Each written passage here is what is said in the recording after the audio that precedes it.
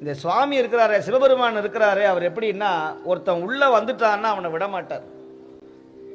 நீ என்ன ஜாதியில, எந்த மதத்துல, எந்த இடத்துல, எந்த குலத்துல, ஆனா பெண்ணா அலியா யாராக இருந்தாலும் சரி, உன் கழுத்திலே ருத்ராட்சம் போட வைத்து அவன் வாசல்ல வந்து உட்கார வைக்கிற ஒரே தெய்வம் சிவபெருமானை தவிர வேற எந்த தெய்வமும் கிடையாது. அவனுக்கு பாகுபாடு கிடையாது. நீ பெண், நீ ஆண், நீ வேறொரு இனம் அப்படிங்கிற வேறுபாடு இல்லாத ஒரே தலைவன் சிவன்.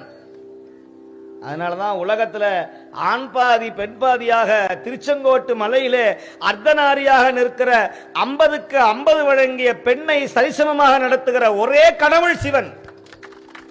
இன்னைக்கு சிவனை வழிபட்டா தரித்திரம் வருதுங்கிறான், சிவனை வழிபட்டா சோதனை வருதுங்கிறான். ஆனா இன்னைக்கு சிவனை வழிபட்டதுனாலதான் இத்தனை குடும்பங்கள் இன்னைக்கு மகிழ்ச்சியோட இருக்குன்னு சொன்னா, சிவனை வழிபட்டா நன்மை கிடைக்கும்.